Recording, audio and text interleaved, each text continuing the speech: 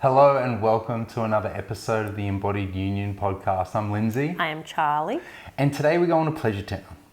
Are we? Yes. Are you taking me to Pleasure Town again? Again. So today's episode, I'd like to do more of like an interview style with Charlotte and maybe just talking to you about your journey with like just being a woman and learning pleasure for yourself. Like knowing that in this day and age, it's taboo topic in some ways. Like on social media, we can't really talk about sex. Can't write the word sex. Intimacy. We can't talk about anything like that. It's always just pulled straight off. So it's how do we navigate this? How do we be able to have conversations around like learning about ourselves and about pleasure and about our erotic potential even without it being completely shut down or condemned or shamed or all those things. And I guess it's just an opportunity to pick your brain because I think you're amazing.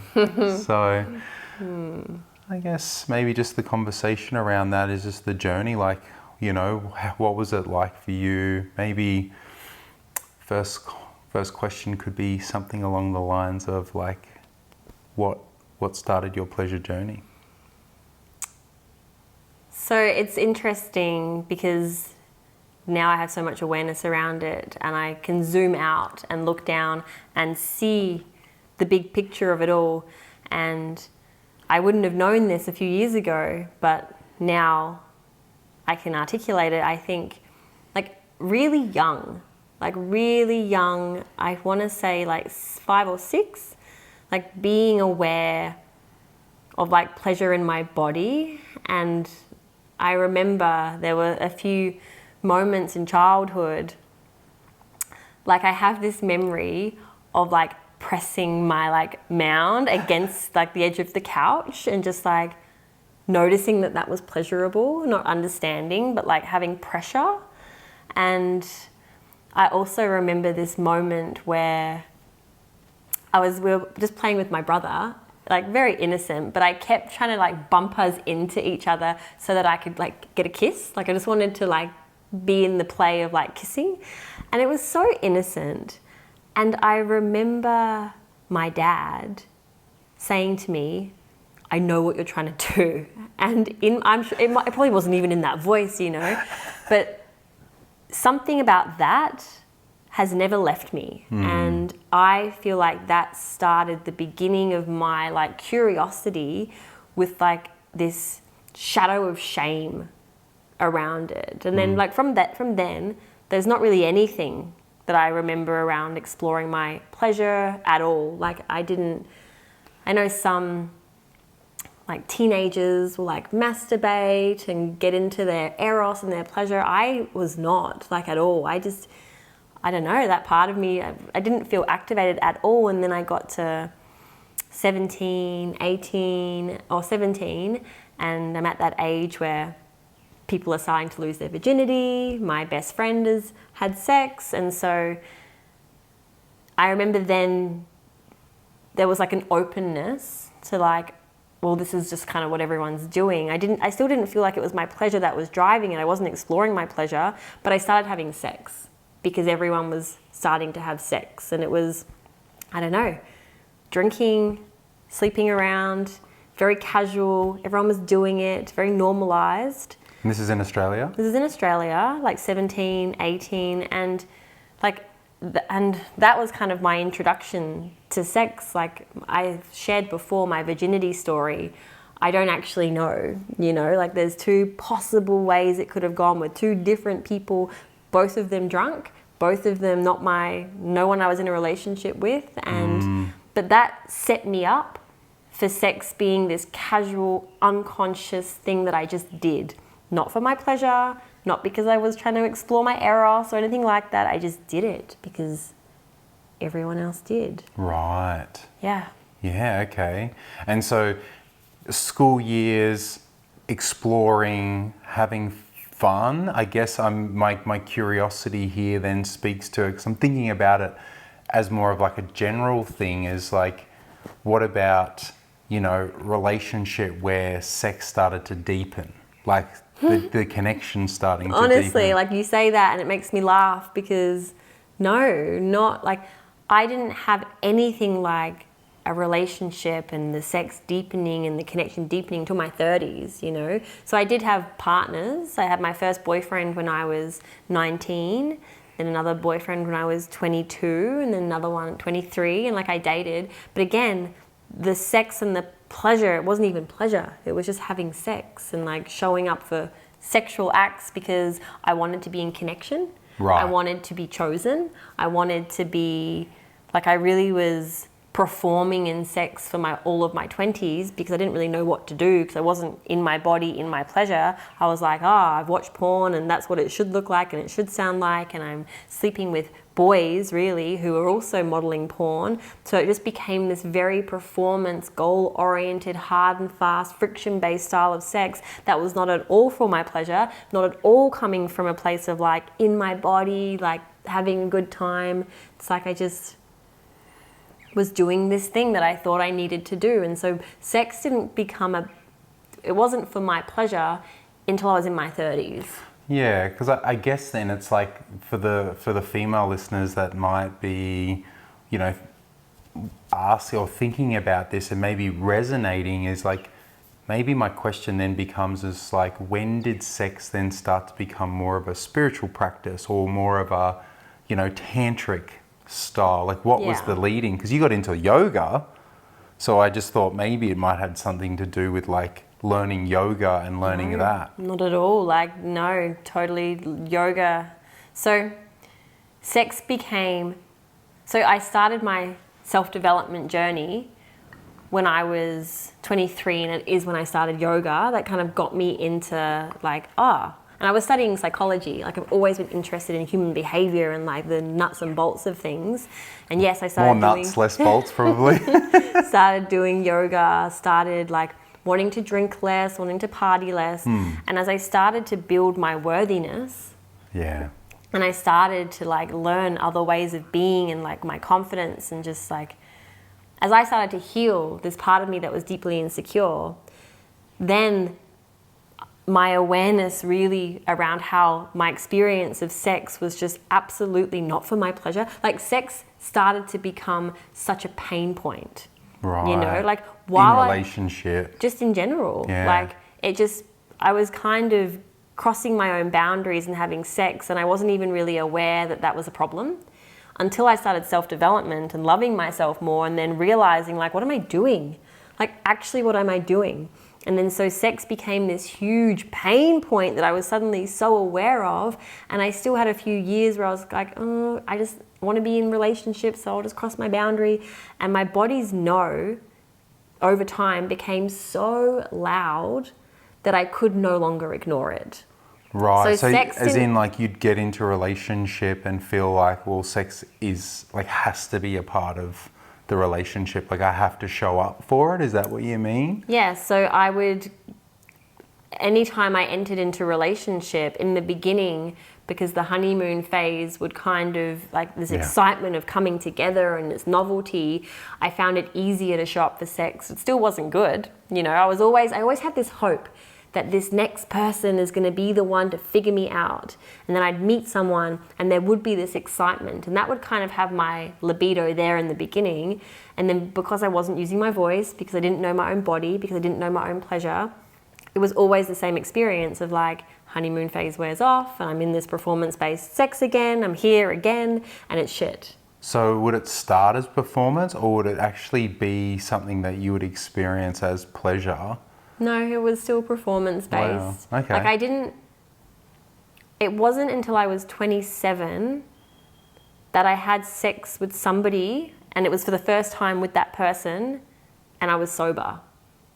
Right. Up until that point, all the sex I'd had with the first time with someone was always partying, drunk, on drugs. Right. So it was never for my, like those times were never for my pleasure. It was just part of the party lifestyle, and like, right. who cares? So sex is kind of like a party. It's kind of like high intensity fun. I coupled sex with partying, with drugs, with alcohol, with high intensity. Right. And so that kind of drove me, that was kind of the fuel source for me getting into these sexual like But then what would happen, I'd get into a relationship, and as the intensity died off and the honeymoon died off and we kind of settled down, I was left with the truth of how it really was. And because it was just, again, I'm modeling porn, they're modeling porn, and we're really dissociated and disconnected, my body was just like, this is not it. And as I was saying, as I started to get more into personal development, I stopped being able to cross my body's boundary. The no got so loud that eventually I started saying no in my relationships, and then that became a problem. Then it was I had a big experience, multiple relationships, of me now not being able to cross my boundary, but not knowing how to show up. So my partners would feel rejected, and I felt broken. Because I was like, I just should be wet. I should be turned on. Like, we're in this relationship. I should want penetration. But I hated penetration. I hated it so much because I had just done it so many times when I wasn't a yes. Right. And so before sex became tantric, it got to this point of like the biggest pain point in all of my relationships, until eventually it's like I had to throw everything I thought I knew in the bin. Which was, what a gift. Yeah, and what was the turning point for that? Again, just not being able to cross my body's boundary anymore, really wanting to be in relationship, and then starting to just see that there was other ways of being. I think Tantra, like I was at it wasn't a yoga class, it was one of my yoga teachers in Perth. She ran a Tantra workshop. Oh, cool. And I didn't know what that meant. I was like, what's like Tantra? I thought it's like, oh, we're going to put down a sheet and there's going to be an orgy and there's like, what are we going to be doing? But I was really curious about something other than what I'd been doing. So I was really excited to like know that there was something else to learn possibly. So I started to learn about Tantra, and then I started to learn about sacred self-pleasure and like pleasure practice. And rather than just like masturbation with a vibrator for 7.5 seconds, it was like, there's like another way to do this. And so then I started going and learning more about, Tantra and sacred self-pleasure. But then that came with another wave of frustration, because I'm trying to do this sacred self-pleasure practice, but also feeling really numb and dissociated, and like my body wasn't responding to it. And so I'm learning this new way of being, but then it wasn't quite fitting with where I was at, because I was still like kind of just trying to kind of force it to happen. It seems like there's a gap here, because I feel like for most people there's like a tendency or a feeling of being connected to one's pleasure. Was there anything growing up that had you feel, and not in early childhood but like older, that had you feel blocked from your own pleasure? Is there any? I don't have I don't feel like I was connected to my pleasure until my 30s. You know, like I never really, it wasn't something that was available. I know that it is available and was available, but I was so in my head that pleasure wasn't something I actually touched. Yeah, because it just made me think of like, was there an instance or someone, like, is there a shaming or is there a blaming or is there a feeling of shutdown? Because I know for so many people they have experiences in their, like teen or early 20s, or they have a few relationships where, they feel shamed or blamed or put down, or there's something wrong with them, so to speak, and just sort of getting a picture of like, did something happen, or was there something that ever blocked that, or is it just something that wasn't really fully explored until your 30s, which is what you've said. So from that place of starting to learn Tantra, starting to become more connected, what was something that kind of like stood out for you that you didn't expect? Like what's a self-pleasure practice, or how have you been able to tap into your pleasure in a way that you think might not be the way that most people think they're going to connect to their pleasure?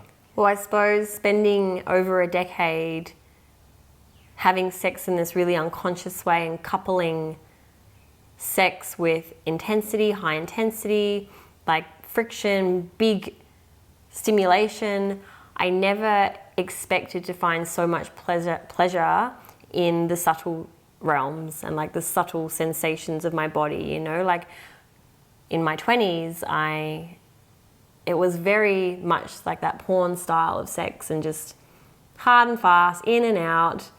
And when we're seeking, when we're going for like big sensation, it's really taking us away from what's moving through our body all the time, which is like this erotic current that I now know is in my body, but everything was so loud before, and I'm looking for pleasure externally in these really big ways, and it's just like, actually learning how to quieten everything down and just find sensation like energetically in my system, like that was a huge shock to me.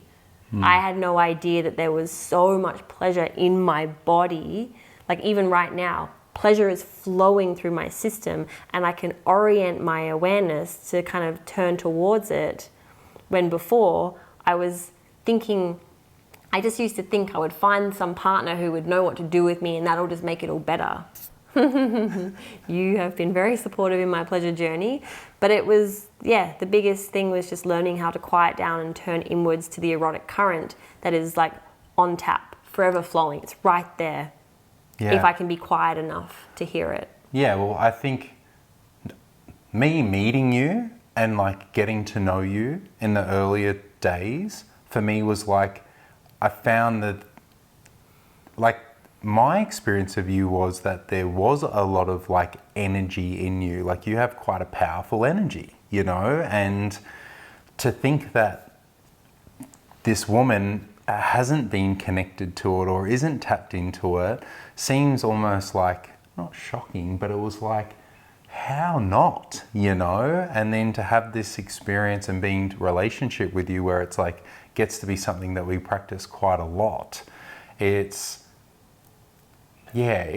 me, it's like, it's really blown me away. It's like being with someone that I know, and we've spoken about this on the podcast around like the erotic blueprints and being energetic and sort of realizing that anticipation and, you know, the mind being something that is, you know, one of the most erogenous zones we have is stimulating that rather than the physical body. And I think for people that are maybe listening, it's like, what avenues of pleasure have you not explored yet? You know, that is going to give you some massive breakthrough in the pleasure of your own experience. That is so possible.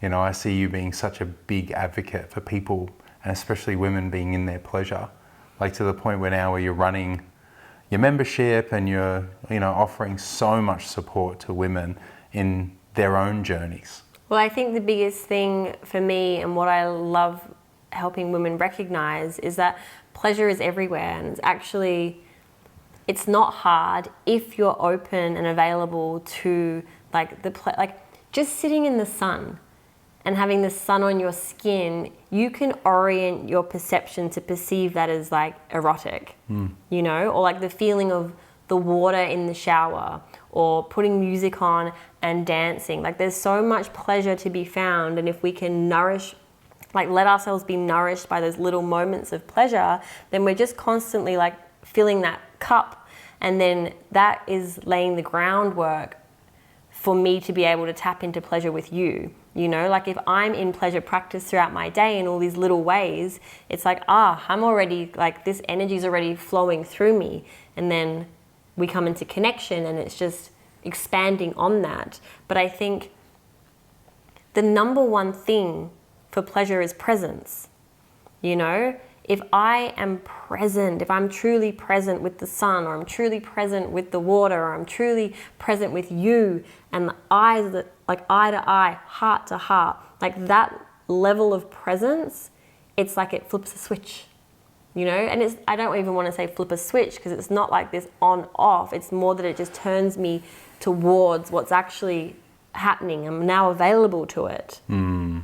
Like our best intimacy has way less to do with what you're doing or I'm doing, and way more to do with my state of being. And in my 20s, I wasn't present because I was in my head around what I should be doing and how do I do it like I've seen in Born, and like what like just, it was so head-based, goal-oriented, performative, that I was so far away from my body. I was so not present. I was so dissociated and disconnected from myself, which means I'm disconnected from the other. So it's just, my pleasure was not available. Now it's like, we don't even have to do much. There doesn't have to be much movement. It doesn't have to be, like, we can be still. But if I'm present with you and I'm available to what's possible, then we can be in dead stillness and I can have so much sensation happening inside my body. Like, it's absolutely like ecstatic. It can be. And on the outside, you'd be like, they're not even moving. Like, we might just be sitting in yab yum. And I'm just like, having this whole thing. So presence, it's being able to cultivate your own presence practice so that you can map that across to the bedroom. Yeah, I was going to say that. It seems like, that sounds like the practice of self first, to really be able to tap into our own energy and our own eroticism, so then we can be with the other. Yes, I really believe now that my pleasure is my responsibility. So for years, I thought that I just needed to find the right partner who would turn something on in me, who would just be a certain way, and it would just be amazing, And even though meeting you and how you are with me is such a gift, I really still believe it's how I'm showing up with you.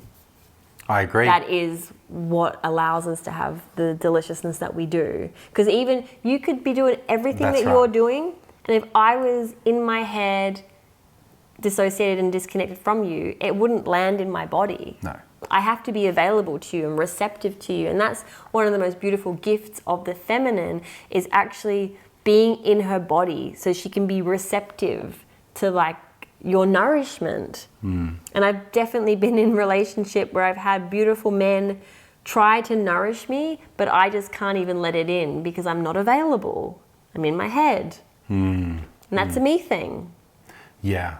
And I think, I'm sure there's probably men and women listening to this now, even just, maybe going through the same sort of thing, like the struggles of intimacy and relationship, and the struggles of like pleasure for ourselves, and what gets in the way of that. And what do you see, maybe not just for yourself, but what do you see that really gets in the way for women, maybe? Stress. Yeah. Okay. That's the thing. I think stress is the number one reason that a woman is like shut down to her pleasure. So we need to, that's the thing in relationship, it's like, we're not having sex, what's happening? I'm like, before we think it's something to do with the relationship, tell me what else is going on in your life. And I think we don't want to be, I know for me, now that I feel so sensitive and like I actually can't show up for sex if I'm stressed. Yeah. I can't just have sex on top of my own tension. So I think it's really important that people have enough self-awareness to know what is going on for them, to have enough awareness to know how the environment is impacting the relationship. Yeah, I think stress is the biggest block. And also, if there's something in the way in the relationship, like if we have unspoken words, or there's a conflict that hasn't quite been cleaned up, or like anything like that, then I also can't show up for intimacy. And I would also say pressure. Yeah. I would say if I feel one of the biggest gifts of being with you is I never feel pressured for sex or intimacy with you ever, even if it's been like a week or however long. I'm 2 weeks even. But often I'll be the one that's like, hey babe, hey babe, we haven't had sex for a couple of weeks, and you're like, really? Huh? And every time you just keep giving me the evidence that you have got yourself, and there's no pressure, there's no expectation, and just feeling that like level of you're not trying to take anything from me is also opens me up. Like that was the number one feeling I felt, I think, in all my relationships was pressure to have sex. And I think it's the ultimate cock block. When I'm feeling my partner's neediness from me, and that it made me always feel like they were trying to take something from me, which just would shut me down. Then they feel rejected, I feel not good enough, and it's an awful loop to be in. And I was in it for over a decade. Every relationship, bar the one I am in right now, I have felt pressure inside of intimacy, and I haven't now felt pressure in intimacy for 2.5 years. I'm like, what a fucking gift. And that honestly, I'd actually love for you to speak into this because men, yeah, I'd love for you to speak because wanting to have sex in your relationship is so valid and it's such a beautiful part of relationship. But so I don't want to shame men or women who feel like their sexual needs aren't being met because it is such a valid need. However, neediness is the worst. So you've told me that in the past you were a needy man in the bedroom. Yep. And now I would just be like, bullshit, Lindsay Beister, like you're not. So like, what did you do that has you show up in this relationship so fucking relaxed around sex? Like, I know we are having intimacy, maybe that's why, but also there's something about you're not needy for sex, and why is that? Tell us. How did I become a unicorn? True. The part in this that I think needs to be stated is, yes, I have been in the past, and I realize the damage it does. So neediness in relationship and pleading for sex or asking for sex, even just asking for it is just an absolute no in relationship. It's knowing what that does long term to the relationship is not worth it. So again, doesn't get you what you want. The fertile ground of relationship, safety, trust, respect. If I ask, plead, need, beg, whatever it is, manipulate, guilt, shame, pressure. Yeah, whatever it is, to try and grandstand for it, it actually doesn't nourish me. So I had to come to the realization is... Even if you got it? Yeah. It wouldn't be nourishing. No, and this is the thing. If I'm having intimacy, if I'm getting my intimacy needs met in a way that's from a needy place, when I eat it, like say it's like you use the equivalent of food, if I'm starving for food and I eat, am I really tasting it? I'm just trying to get it down. Yeah. So it's the same thing with sex. And if I'm doing it in a way that's needy, not letting it nourish me and not being present, which is what it actually is, it's a lack of presence, then I'm unfulfilled by it. And so then when I get it and I'm unfulfilled by it, even when I'm having it, I'm feeling unfulfilled by it. And that leads me to then even wanting more. Yeah. And it becomes this thing of, I'm insatiable. You're not satiated, that's not the word. at all. I'm undernourished by it. And so when I realized that for myself, it's like, to me, that's like being, this might sound harsh, it's like being violent in a relationship. It's the damage violence does in relationship is the same thing that neediness or pressure does in intimacy, because it's not good. My thing is, I'd rather not have it than have it and it not be nourishing.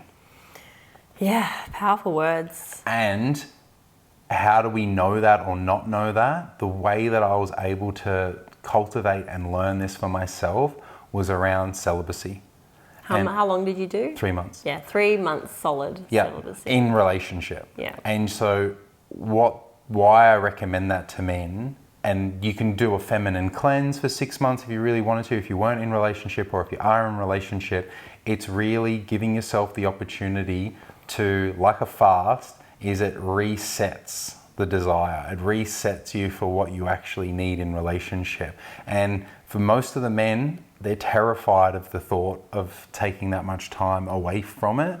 And it's actually one of the best things you could possibly do. And just the fact that a man would be terrified to take away sex for 3 months, it's like, there is so much to look at there, because that tells me it's not even about the sex, like it's something else deeper that's driving that need for sex. And I know that there's like a tendency for men, they've coupled sex with love. That's right. And connection. It's women, we do the same, right? But it's like, if you can't take something off the table, then it is controlling you. That's right. And you're being controlled. So it's just like, I love that I get the version of you that's already gone through this, because it's, again, such a gift to me. and you showing up the way that you do is actually what opens me up to intimacy. You know, sometimes we'll have the experience when we're kind of, or maybe you do bring me your Eros, and I just have to, like, I'm a no.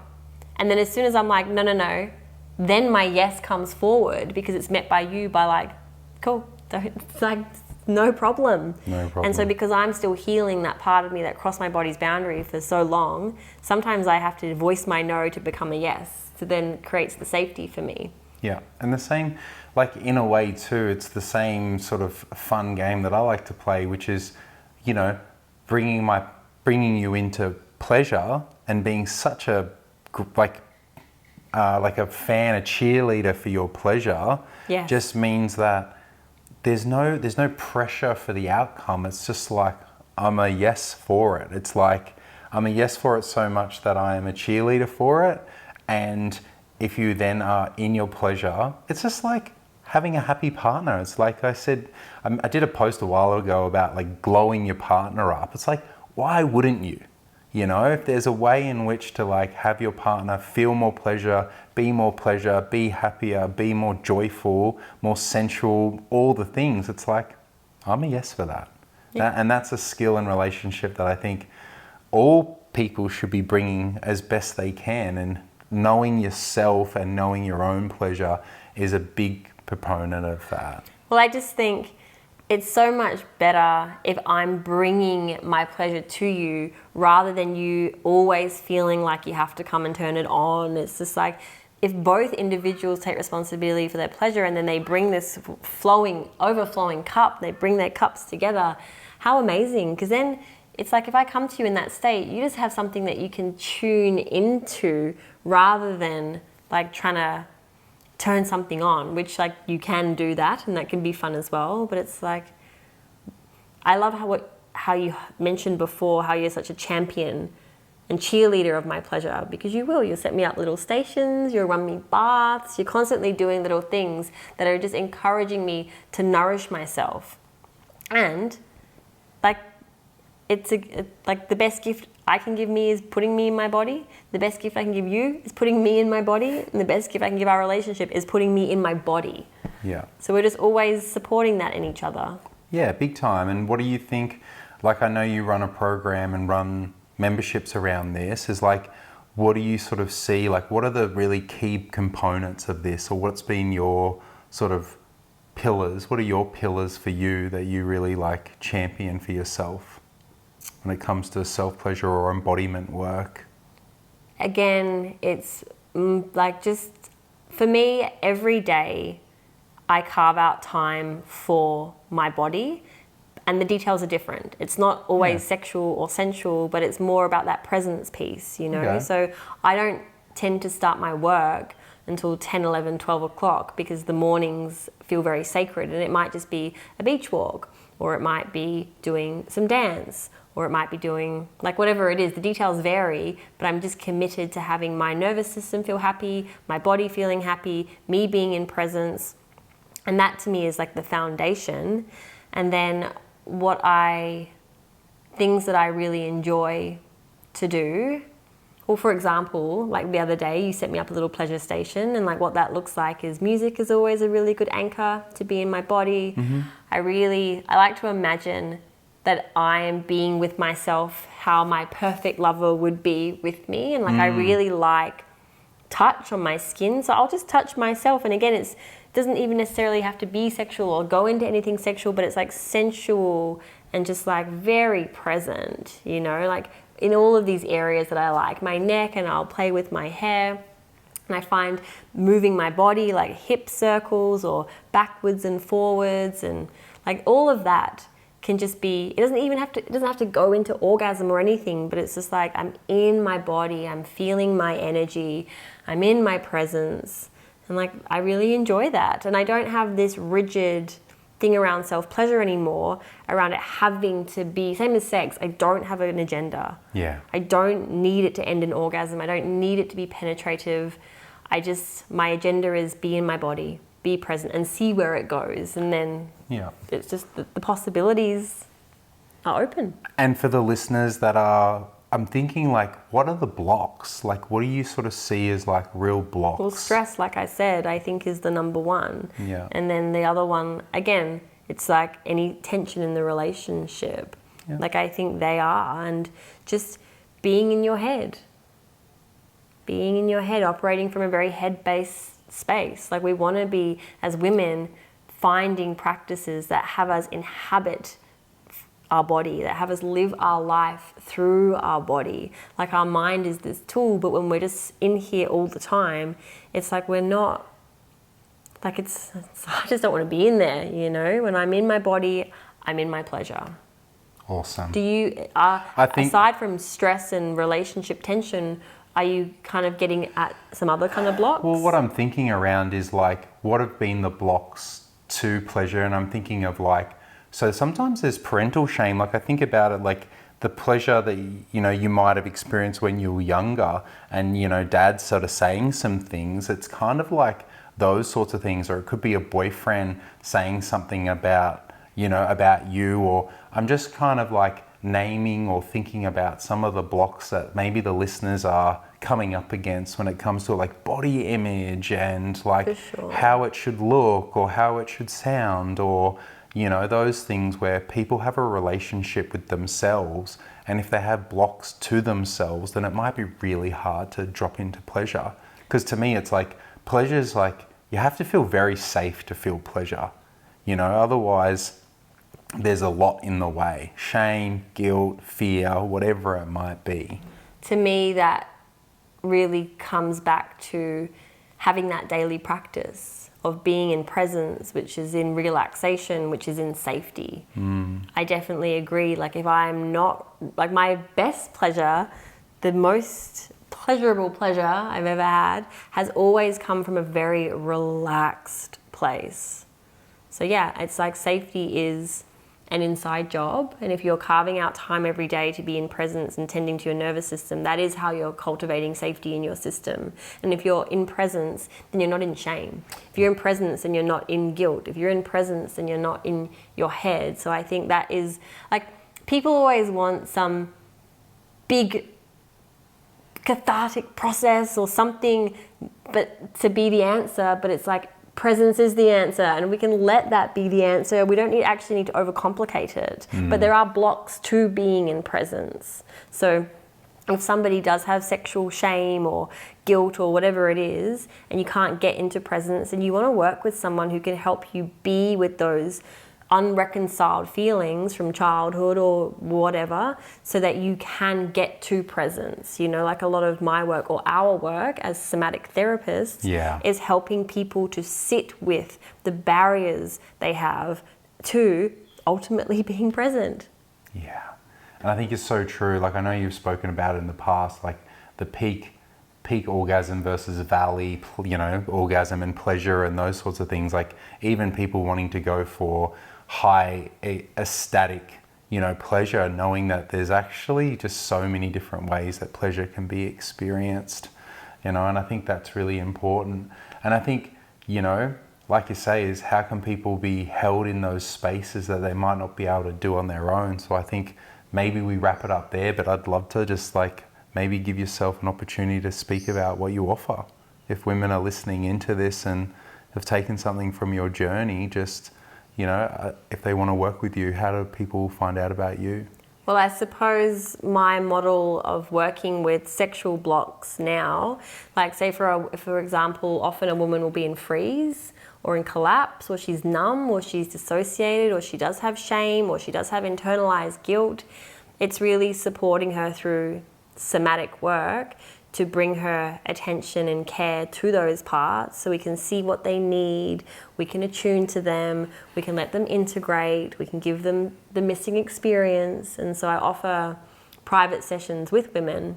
So if any woman wants to be held in that kind of container where she can explore what is blocking her, what is the barrier to her pleasure and nourishment, yeah, it would just be to reach out to me and we can have a chat about setting something up.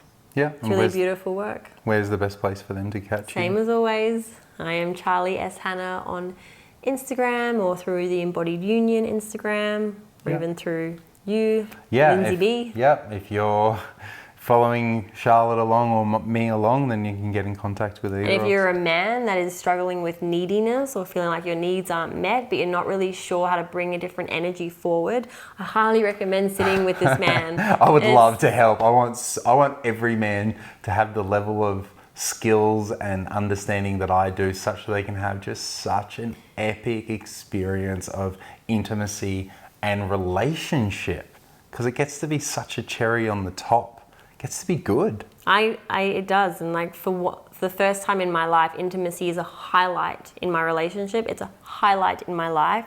It is not this huge pain point, and I know as well, like with women, we go through different seasons with our libido. Like having kids is going to change things. Being tired is going to change things.